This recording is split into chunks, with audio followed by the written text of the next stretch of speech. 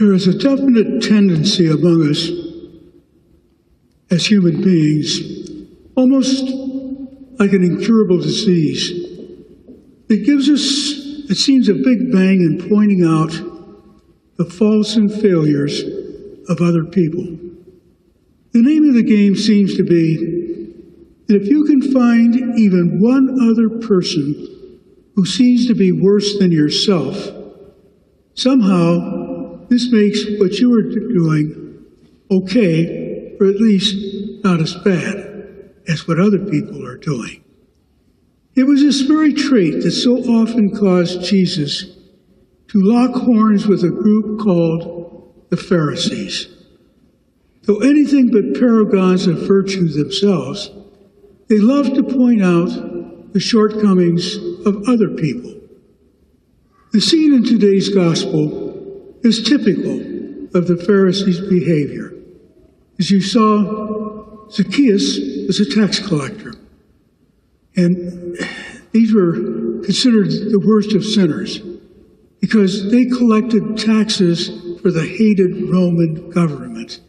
And so the Jews singled the tax collectors out as the worst of all people, the worst of sinners.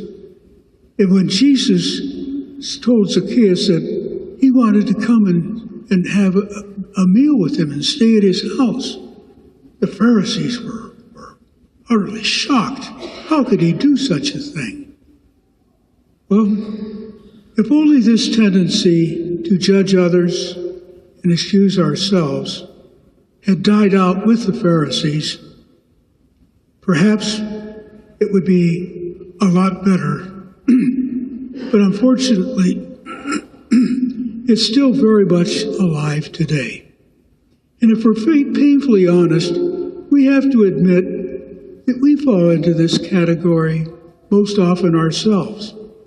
How easily we find excuses for almost anything we do, and yet how quick we are to condemn others, even when they're doing the very same thing. And Jesus must be just as unhappy with us as he was with the Pharisees of his own time. Perhaps what we need to do with a little more regularity is to look ahead to Judgment Day, which is something each of us is going to have to face. At that time, we'll be standing before God all alone. The only thing in our hands is our own record of how we lived. It won't do much good at that time to point out that there were probably some people down on earth that were worse than we were. Only one record will matter at that time, and that's the one that we have put together day by day during our lifetime. Probably not too many of us would be happy about facing God right this minute and accounting for the way we've lived our lives up till now. But this time will come sooner than we'd like to think, and possibly without much warning. Deacon Joe was just telling me before we came in about one of the deacons who died yesterday. Not really that old. He had a massive heart attack. By the end of the day, he was dead. He was in good health. Seems like he had many years ahead of him. But Jesus decided to call him home. What if that happens to us? Will we be ready to face God?